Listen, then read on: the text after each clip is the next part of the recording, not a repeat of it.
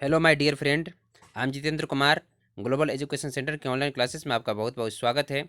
आज हम बात करेंगे मैथ पेडागोगी के 50 मोस्ट इम्पोर्टेंट क्वेश्चंस जो सीटेट, केबीएस और सभी स्टेट के टेट के एग्ज़ाम के लिए काफ़ी महत्वपूर्ण हैं। जो प्रीवियस ईयर में आया है वो भी सारे क्वेश्चन इसके अंदर डाला हुआ है, और जो आने वाला है काफ़ी इंपॉर्टेंट क्वेश्चन वो भी इसमें इंक्लूड किया गया है। तो आप इस वीडियो को लास्ट तक देखें। यदि मेरे चैनल पे आप न्यू हैं तो इस चैनल को सब्सक्राइब करें। इससे आपको टाइम टू टाइम सभी वीडियो का नोटिफिकेशन जाते रहेगा, और बेल आइकन को दबा लें जिससे आपको नोटिफिकेशन हमेशा जाते रहेगा। चलिए तो आज हम बात करते हैं। इससे पहले हम लोगों ने 150 क्वेश्चन पे डिस्कस कर चुके हैं। ये आज फिर से 50 क्वेश्चन हम लोग कर रहे हैं। इसी तरीके से ये सीरीज चलेगा। लगभग 500 क्वेश्चन हम प्रैक्टिस करवाने के लिए आपको जो है प्रैक्टिस करवाएंगे। तो इसमें आप देख लीजिएगा। तो आज हम 50 क्वेश्चन करेंगे। उस 50 क्वेश्चन में से देखते हैं आज पहला क्वेश्चन। चलिए, तो पहला क्वेश्चन है 51 में है, बच्चों में गणित की भाषा का विकास करने के लिए गणित शिक्षण में निम्न में से क्या गुण होना चाहिए? गणित उपकरणों को प्रयोग करने की क्षमता, गणित का संचालन की योग्यता, विभिन्न गणित विधियों का ज्ञान, ये सभी। देखिए, किसी भी टीचर के लिए गणित उपकरणों का प्रयोग तो आना ही चाहिए। पहला ऑप्शन सही है।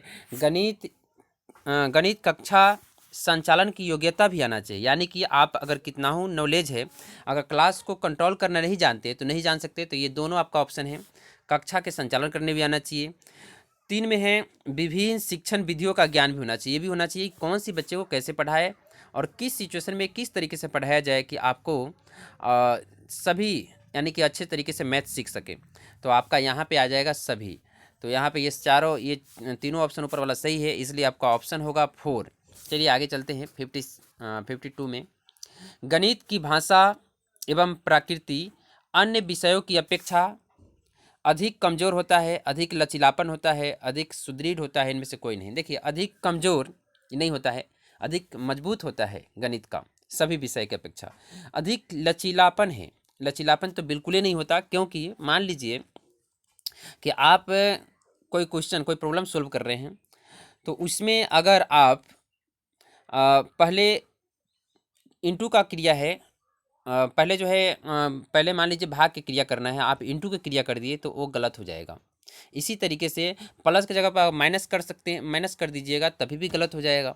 इसलिए इसमें लचीलापन है ही नहीं, बिल्कुल आपको स्टेप बाय स्टेप चलना पड़ता है। इसलिए दूसरा तो कभी भी नहीं होगा। देखिए, अधिक सुदृढ़ होगा, तो ये आपका जो है इसका आंसर होगा आपका 3। चलिए नेक्स्ट चलते हैं। 53, गणित की भाषा का महत्व है क्या शारीरिक कौशल के विकास में? शारीरिक कौशल के विकास में ये तो बिल्कुल ही गलत है। इसका जो है शारीरिक से कोई रिलेशन नहीं है। ऐसे खेल विधि में थोड़ा बहुत होता है, लेकिन इतना नहीं। देखिए, संप्रेषण यानी कि आपको कम्युनिकेशन के विकास में आप जानते हैं कि 2 नंबर में जो आएगा वो आपका आएगा लैंग्वेज पे कमांड होना चाहिए, यानी कि आपके इसके लिए इंग्लिश आना चाहिए, हिंदी अच्छे तरीके से आना चाहिए। ये सब लैंग्वेज जो आता है तब उसको जो है कम्युनिकेशन में उसका कौशल प्राप्त करता है। ये तार्किक कौशल के विकास में है, तो ये आपका इसमें जो आंसर आएगा आपका 3 नंबर आएगा। चलिए नेक्स्ट चलते हैं 54 पे। गणित की भाषा निम्न में से किसको सम्मिलित किया जाता है? गणित की भाषा में गणित सिद्धांत को, गणितीय संकेत को, पदों को। देखिए, ये आपको बताया गया था कि गणित की भाषा एक अलग हो जाती है, इसलिए क्योंकि उसमें अंक, अक्षर, संकेत, सिद्धांत, पद, प्रत्यय, ये सभी उसकी भाषा का निर्माण करता है। तो इसमें आपका ये तीनों आंसर सही है, इसका मतलब 4 आंसर हो जाएगा यहाँ पे। चलिए अगला देखते हैं। 55 में, निम्न में से कौन से विकल्प गणित की भाषा की झलक है? देखिए, गणित की भाषा किस में यूज हो रहा है? राम और सीता जा रहे हैं, इसमें तो नहीं हो रहा है। श्याम जोधपुर जा रहा है, इसमें भी नहीं हो रहा है। तो ये दोनों आपका गलत हो गया। इसके बाद इसमें भी नहीं होगा, इसमें भी नहीं होगा। यात्रा के दौरान 10 किलोमीटर, देखिए 10 किलोमीटर जो आया है इसमें आपका यूज हो रहा है, तो इसका मतलब यही आपका सही है। चलिए नेक्स्ट चलते हैं। 56 में, करते समय गणित के प्रश्नों को हल करते समय आंकड़ों की शुद्धता बनाए रखने के लिए हल को लिखा जाता है किसी भी तरीके से। नहीं नहीं, किसी भी तरीके से हल नहीं लिखा जाता, ये तो बिल्कुल गलत है। विषय विधि के अनुसार विभिन्न चरणों में, हाँ ये विशेष विधि के अनुसार विशेष चरणों में स्टेप बाय स्टेप होता है, तो ये भी आपका होगा, लेकिन और भी दूसरा देख लें, ज्ञात तरीके से, ये सब नहीं होगा, आपका आंसर होगा 2 नंबर। 57, माप की अवधारणा को विकसित करने के लिए, देखिए माप की अवधारणा को विकसित करने के लिए करने हेतु अपनाए गए निम्नलिखित कार्यों को क्रम से लगाइए। कौन सी क्रम है जो इसमें देखना है। बहुत ही अच्छा क्वेश्चन है, ये सीटेट में आया हुआ क्वेश्चन है। शिक्षार्थी लंबाई मापने के लिए मानक इकाइयों का प्रयोग करता है। मानक इकाई का प्रयोग करता है, जैसे स्केल हो गया, मीट्रिक गेज हो गया, ये सब यूज करता है।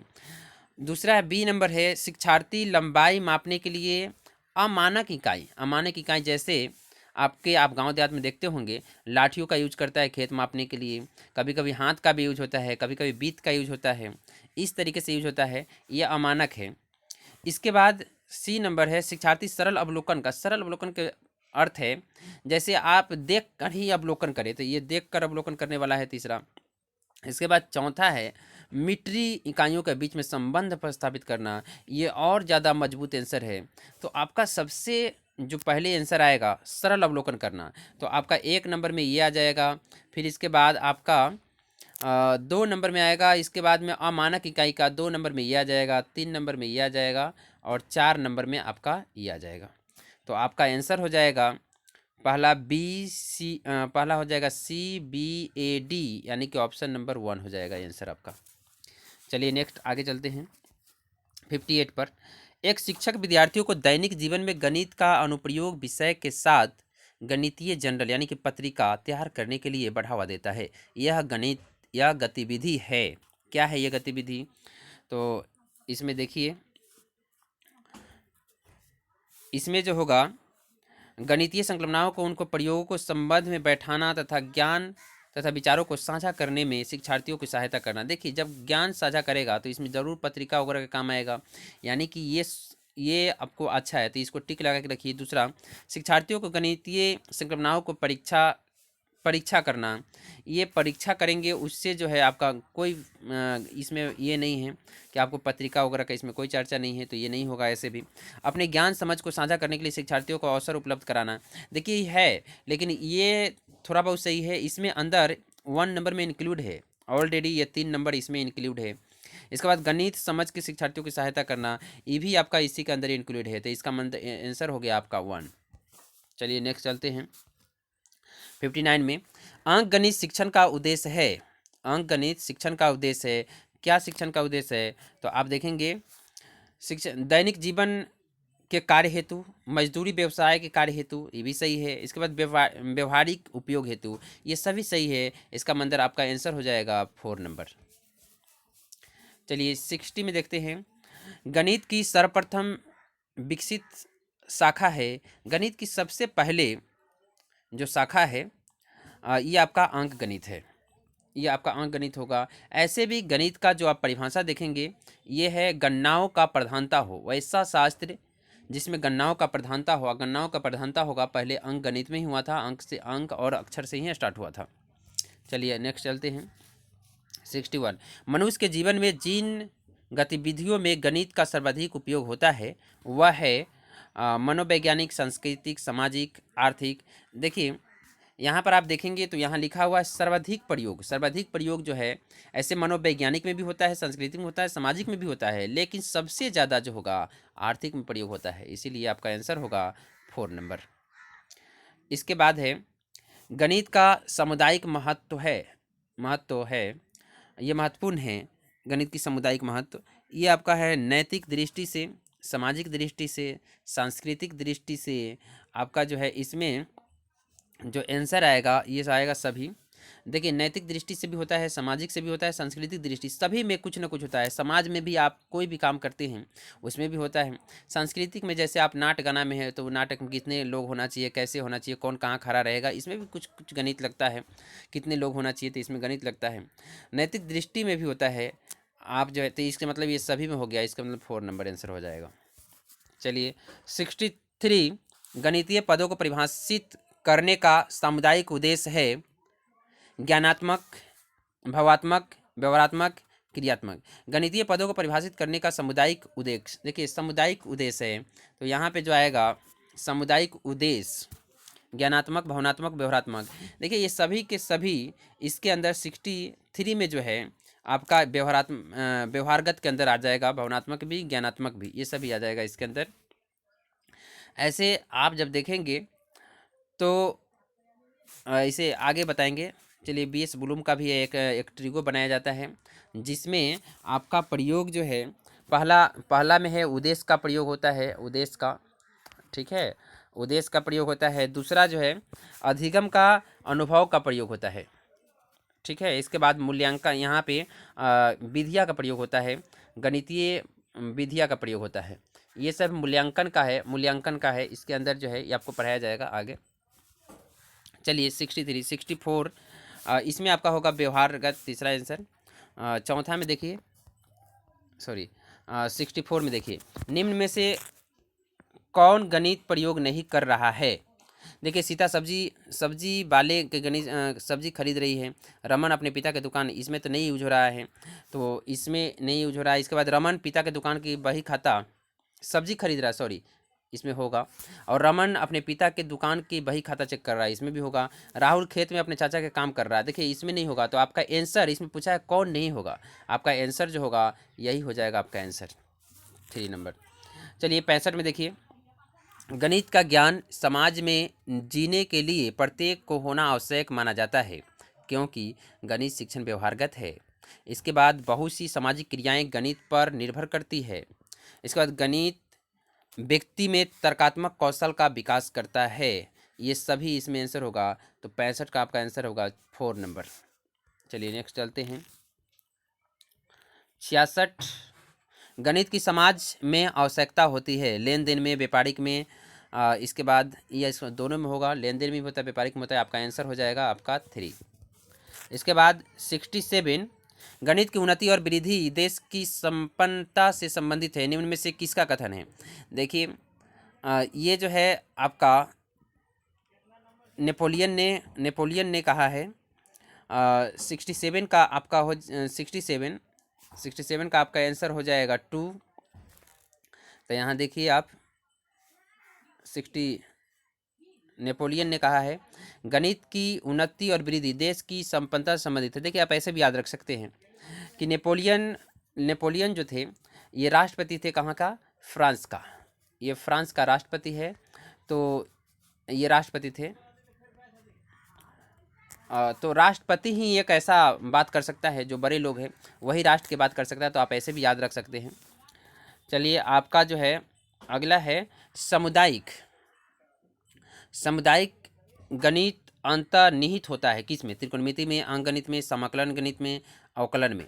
देखिए ये अंक गणित में निहित है। अगला है 69 में है विद्यालय पाठ्यक्रम में गणित का महत्व होता है बच्चों को सामुदायिक गतिविधियों को सक्रिय में। इसके बाद भूमिका निभाने में, क्षमता बनाने में, बच्चों को नैतिक मूल्यों का विकास करने में, बच्चों को बौद्धिक स्तर का विकास करना, उपरोक्त सभी। तो इसमें जो आपका हो जाएगा 69 में, इसमें सभी हो जाएगा। बच्चों को सामाजिक गतिविधियों को सक्रिय भूमिका निभाने में भी होता है, गणितीय पाठ्यक्रम का महत्व होना चाहिए ऐसा, और बच्चों को नैतिक मूल्य में भी होना चाहिए। इसके बाद बौद्धिक स्तर पर विकास भी करना चाहिए, यानी कि चारों, ये आपका आंसर नंबर 4 हो जाएगा। 70, गणित शिक्षण का महत्व है विज्ञान में, समुदाय में, सिद्धांत एवं तर्क में, और ये सभी। तो आपका 70 नंबर आंसर हो जाएगा आपका 4 नंबर, ये सभी में होगा। सामुदायिक में भी होता है शिक्षण, गणित शिक्षण का महत्व समुदाय में भी है, विज्ञान में भी है, और सिद्धांत एवं तर्क में भी होता है। इसके बाद आदर्श शिक्षा हुआ है जो बालक को क्या पाठ्य पुस्तक के, यहाँ पे आप भर के देख सकते हैं, पाठ्य पुस्तक के लिए नागरिक योग बनाने की सहायता होता है। देखिए पाठ्य पुस्तक के लिए कहीं योग बनता है क्या, कोई बालक, समाज के लिए योग बनता है। तो ये आपका 71 का आंसर हो जाएगा 2।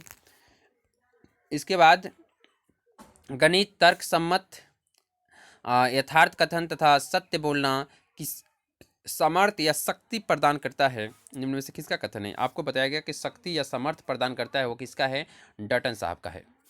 तो आपका आंसर नंबर 3 हो जाएगा। इसके बाद एनसीईआरटी की कक्षा 4 की गणित की पाठ्यपुस्तक पाठों में इस तरह से शीर्षक है, कबाड़ी वाला, भोपाल की सैर, दुनिया, भोपाल की कबाड़ी वाला, भोपाल की सैर, दुनिया में कुछ ऐसा दिखती है।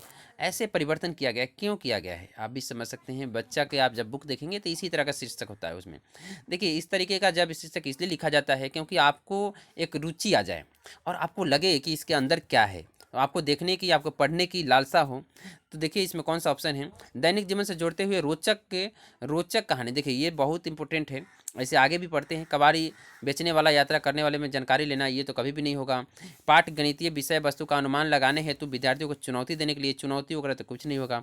अलग से क्या होता है, अलग सा तो कुछ नहीं होता। इस तरीके का ऑप्शन जो है नहीं होगा। ये आपका 1 नंबर यहाँ सबसे मजबूत है। चलिए, कोठारी आयोग का अनुसरण मूल्यांकन किस प्रकार की प्रक्रिया होनी चाहिए। देखिए ये सतत होनी चाहिए, हमेशा कंटिन्यूअस होनी चाहिए आपको। कोठारी, इसका मूल्यांकन जो है किसी बच्चे का सतत होनी चाहिए। इसके बाद आपका जो आंसर होगा, निम्न में से क्या मूल्यांकन का सोपान है।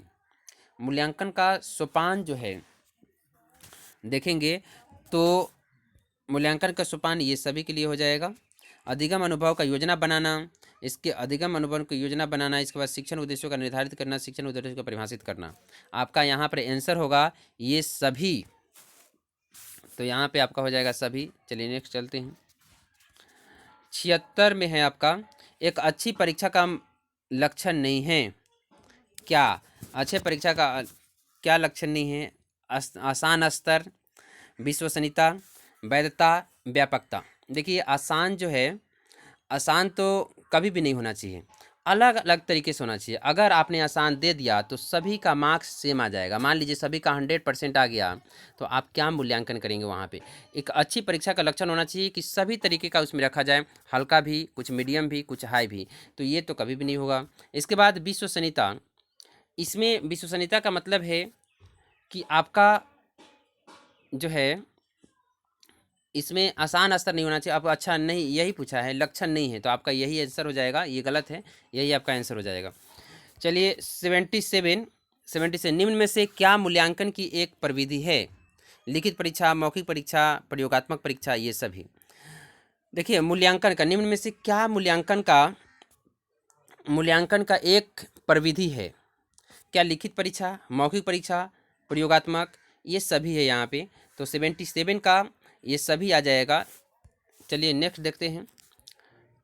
गणित शिक्षण में मूल्यांकन की प्रक्रिया है क्या। तो प्रश्नावली, साक्षात्कार, पड़ताल, यहाँ पे भी सभी आ जाएगा। तो प्रश्नावली भी है, आपका इंटरव्यू भी लेना है, पड़ताल भी करना है, जांच पड़ताल करना, ये सभी आ जाएगा यहाँ पे। इसके बाद मूल्यांकन एक ऐसी प्रक्रिया है जिसमें सही ढंग से किसी वस्तु को मापन किया जा सकता है। निम्न में से यह कथन किसका है। ये कथन देखिए अच्छा तरीका है याद करने का, गुड्स यानी कि जिसमें सही तरीका से वस्तु का मापन किया जा सकता है। सही तरीका मतलब गुड्स, अच्छे तरीके से। तो यहाँ पे आप याद रखिएगा, सही तरीका का मतलब है गुड्स, तो गुड तरीके से। तो गुड्स का मतलब है आपको जो एक ही ऑप्शन है यहाँ पे, गुड्स, ये आपको याद हो जाएगा इस तरीके से। 80 में है, गणित शिक्षण में मूल्यांकन का क्या एक उद्देश्य नहीं है। पाठ्यक्रम में आवश्यकता अनुसार बदलाव करना, पाठकों के व्यवहारगत में परिवर्तन, ये भी आपका आंसर सही है। बालकों में व्यवहारगत के परिवर्तन न करना, ये गलती है। गणित शिक्षण में मूल्यांकन का क्या एक उद्देश्य नहीं है, बालकों में व्यवहारगत का परिवर्तन न करना, ये गलती है। इसलिए गलती है क्योंकि आपका अधिगम का मतलब में होता है कि जो व्यवहार में, बच्चों के व्यवहार में परिवर्तन होना। तो ये आपका गलती है, आपका आंसर यही होगा। इसके बाद 81 में, गणित शिक्षण में मूल्यांकन निम्न में से किस उद्देश्य की पूर्ति करता है। क्या शिक्षण व्यू का, बालकों के सीखने के उत्तम तरीके का, उपचारात्मक शिक्षण का, देखिए ये सभी करता है यहाँ पे। इसके बाद 82 का देखेंगे, बच्चों में वर्गीकरण और कक्षा उन्नति के लिए निम्न में से कौन सा मूल्यांकन अति आवश्यक है। कौन सी मूल्यांकन अति आवश्यक है। देखिए 82 का व्यापक मूल्यांकन, इसके बाद है सतत मूल्यांकन, कंटिन्यूअस मूल्यांकन होना चाहिए। व्यापक मतलब सभी तरीके से उसका मूल्यांकन होना चाहिए, यानी कि किसी भी बच्चों को देखिए उन्नति के लिए, बच्चों को वर्गीकरण और उन्नति के लिए कौन सी कक्षा में रखा जाए, उस कक्षा में रहेगा या नहीं रहेगा, उसका मूल्यांकन व्यापक स्तर से होना चाहिए। सभी विषय का होना चाहिए व्यापक स्तर पे, हर चैप्टर का और हर हर चैप्टर का होना चाहिए, थोड़ा क्वेश्चन देकर हर चैप्टर से क्वेश्चन होना चाहिए और हर सब्जेक्ट का होना चाहिए, तभी वो डिसाइड। मान लीजिए 3 का उसको 4 में रखना है तो 3 का अच्छे तरीके से व्यापक मूल्यांकन होना चाहिए। कंटिन्यूअस ये तो लर्निंग के प्रोसेस में होता है, ये सब कोई मतलब नहीं है, आपका होगा व्यापक। इसके बाद 83, गणित में मूल्यांकन की क्या एक तकनीक है? प्रेक्षण तकनीक, अनुसूची, साक्षात्कार। देखिए, मूल्यांकन की क्या एक तकनीक है? प्रेक्षण, इसके बाद जो है अनुसूची, साक्षात्कार, ये सभी होना चाहिए। प्रेक्षण तकनीक भी होनी चाहिए, अनुसूची होनी चाहिए, साक्षात्कार भी होना चाहिए। यहाँ पर आपका जो ऑप्शन होगा 4 नंबर ऑप्शन होगा। चलिए 84 देखते हैं। 84 में जो है विचार विमर्श। देखिए, विचार विमर्श आया है। विचार विमर्श का महत्व क्या है? लिखित में कोई मतलब नहीं है, मौखिक में होगा, तो इसका आंसर हो जाएगा आपका 2। इसके बाद चलते हैं 85, छात्रों की शैक्षिक उपलब्धियों का पता लगाने का सर्वोत्तम उपाय है। क्या सर्वोत्तम उपाय है? मापन करना, मूल्यांकन करना, लिखित परीक्षा करना, इनमें से कोई नहीं। शैक्षिक उपलब्धियों का पता लगाना है, यानी कि साल भर का जो लेखा जोखा है उसको पता लगाना है, तब क्या होना चाहिए? तो आप देख सकते हैं इसका क्या होना चाहिए? मापन नहीं, मूल्यांकन होना चाहिए। मूल्यांकन में सब आ जाएगा, लिखित मौखिक सभी आ जाएगा, तो मूल्यांकन होना चाहिए। चलिए 86 में है, शिक्षक को विषय का ज्ञान होना चाहिए। शिक्षक का विषय का ज्ञान होना चाहिए। गणित विषयों का, विज्ञान विषयों का होना तो चाहिए। गणित विषय और विज्ञान विषयों का देखिए सबसे अच्छा महत्वपूर्ण है स्वयं के विषय के अतिरिक्त अन्य विषयों की सामान्य जानकारी का पता लगाना होना चाहिए, जानकारी होना चाहिए, तभी एक टीचर अच्छा टीचर कहला सकता है। क्योंकि ये लचीलापन, यानी कि एकदम स्ट्रेट फॉरवर्ड नहीं होना चाहिए कोई भी टीचर, और स्ट्रेट फॉरवर्ड तभी नहीं होगा जब उसको सभी विषय का थोड़ा बहुत नॉलेज होगा। तो आपका 4 नंबर सबसे अच्छा है। इसके बाद है मूल्यांकन की व्यापकता का अर्थ है क्या? अभी बताया था व्यापक का क्या अर्थ है? समूचे पाठ्यक्रम का, समूचे पाठ्य सामग्री का, तो ये आपका हो जाएगा। इसके बाद 88 में है अधिगम के अनुभव अधिगम अनुभव की योजना बनाने से पूर्व, अधिगम अनुभव की योजना बनाने से पूर्व आवश्यक है कि अनुभव पर्याप्त हो, परिपक्वता एवं अनुकूल हो और संतोषप्रद हो। ये सभी यहाँ पर जो आएगा ये सभी आ जाएगा। पर्याप्त भी होना चाहिए, परिपक्वता अनुकूल भी होना चाहिए, संतोषप्रद भी होना चाहिए। इसके बाद 89 आप जब देखेंगे, 89 में है गणित शिक्षण के मूल्यांकन किया जाना चाहिए। कैसे किया जाना चाहिए? तो सीखने का अनुभव प्रदान करते समय, उद्देश्य की स्पष्टि करते समय, इसका उद्देश्य और स्पष्टि का अनुभव प्रदान करते समय। देखिए यहाँ पे जो आएगा सभी आ जाएगा। हमेशा जो है मूल्यांकन, गणित का शिक्षण मूल्यांकन किया जाना चाहिए, हमेशा कर सकते हैं आप। इसके बाद मूल्यांकन परिणाम का आधार पर छात्रों के संबंध में पूर्ण सतर्कता के साथ भविष्यवाणी की जा सकती है। इस कथन का, जैसे कोई टीचर होता है, जैसे उसको देख कर ही बता देता है कि आप जो है ये बनने वाले हैं, डॉक्टर बनने वाले हैं, इंजीनियर बनने वाले हैं। कब करता है? जब उसको अच्छे तरीके से पहले परख लेता है, उसको जांचता है कि वो कितना तेज है, कैसे है, मैथ में कैसा है, मैथ में अगर अच्छा होगा तो वो इंजीनियरिंग बनेगा, बायोलॉजी वगैरह में अच्छा होगा तो वो डॉक्टर बनेगा, इस तरीके से। तो क्या होता है, संबंध को पूर्ण सतर्कता के साथ भविष्यवाणी की जा सकती है। इस कथन से आप क्या है, आप सहमत होंगे, पूर्णतः सहमत होंगे। मूल्यांकन जब कर लेगा, मूल्यांकन परिणामों के आधार पर छात्र को संबंध में पूर्ण सतर्कता के साथ उसको भविष्यवाणी कर रहा है। जब मूल्यांकन करने के बाद कर रहा है, इसका मतलब पूर्ण आप सहमत होंगे। चलिए इसके बाद 91 है, एक अध्यापक अपनी कक्षा में छात्रों को त्रिभुज की रचना संबंधी प्रश्न हल करवाता है। वह कक्षा में निम्न क्षेत्र में से संबंधित शिक्षण कर रहा है। क्या कर रहा है भाई? तो देखिए ये कर रहा है अपनी कक्षा में छात्रों को त्रिभुज की रचना करवा रहा है। तो त्रिभुज की सिर्फ रचना करवा रहा है। रचना में क्या होता है, ये कितना सेंटीमीटर है, ये कितना है, ये एंगल कितना है, इस तरीके से होता है। तो आपका हो जाएगा मापन संबंधी। चलिए नेक्स्ट देखते हैं 92 का होगा, किसी छात्र की उत्तर पुस्तिका का मूल्यांकन 2 शिक्षक के द्वारा करवाने पर अलग अलग प्राप्तांक आते हैं, तो परीक्षा में किसकी कमी है? आप बताइए कि किसी छात्र की उत्तर पुस्तिका का मूल्यांकन 2 छात्र से करवाया जाता है, अलग अलग प्राप्तांक आता है, तो किसकी कमी है? ये वस्तुनिष्ठता की कमी है। वस्तुनिष्ठ यानी कि एक ही कॉपी को अलग अलग टीचर अगर जांच करता है, अगर एक एक ही आता है, अगर एक ही आंसर आता है तो वह वस्तुनिष्ठता है उसमें, अगर अलग अलग आता है तो वस्तुनिष्ठता नहीं है, यही गलत है। देखिए विश्वसनीयता का मतलब है कि विश्वसनीयता का मतलब है कि एक ही कॉपी को अगर 10 टीचर चेक करता है और सभी का सॉरी एक ही कॉपी को अगर एक ही टीचर अलग अलग समय पे चेक करता है और एक ही आंसर देता है तो वह विश्वसनीयता कहलाता है। जबकि एक ही कॉपी को अलग अलग टीचर चेक करता है और अलग अलग जो है उसका प्राप्तांक देता है तो वस्तुनिष्ठता वहाँ नहीं होगा, इसमें कमी हो जाएगा। वस्तुनिष्ठ तब होगा जब एक ही कॉपी को 10 टीचर चेक करता है और 10 में सेम आंसर सेम मार्क्स दिया जाए तो वस्तुनिष्ठ कहलाता है। समझ में आ गया? तो आपका यहाँ वस्तुनिष्ठता की कमी हो जाएगा। इसके बाद है मूल्यांकन किया जाता है उपलब्धियों की जांच करने के लिए। क्या किया जाता है? उपलब्धियों को जांच करने के लिए मूल्यांकन किया जाता है, या स्पष्ट जो है स्पष्ट अवधारणाओं को पता लगाने के लिए, कक्षा को उन्नति करने के लिए और उसको प्रतियोगिता भावना को जागृत करने के लिए। देखिए मूल्यांकन किया जाता है उपलब्धियों को जांच करने के लिए, जो उपलब्धि उसने पाया है उसका अगर जांच किया जाए तो वही मूल्यांकन कहलाता है। चलिए 94 देखते हैं। इसमें है मूल्यांकन के कितने सोपान होते हैं? इसमें मूल्यांकन को आपको याद रखना है 3 सोपान होता है। ये है BS बुलुम साहब का है। BS बुलुम साहब ने कहा है एक त्रिभुज का निर्माण किया था, वो त्रिभुज में 3 भागों में बांटा था। त्रिभुज को 3 भागों में बांट के पहला है ऊपर जो है उद्देश्य, इसके बाद है अधिगम अनुभव, यहाँ पर है अधिगम अनुभव तो आपका अनुभव आ जाएगा। इसके बाद यहाँ पे आएगा लास्ट में मूल्यांकन आ जाएगा। तो यहाँ पे मूल्यांकन करते हैं, ये 3 है बुलुम का।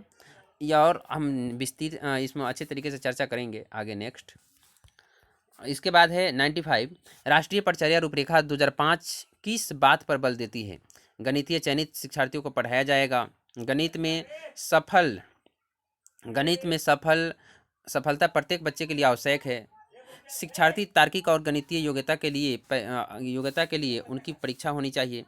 निम्न से उपलब्धियों को तार्किक गणित को पाठ्यचर्या को अलग होनी चाहिए। देखिए पाठ्यचर्या तो कभी भी अलग नहीं होगा, सबके लिए सेम होता है।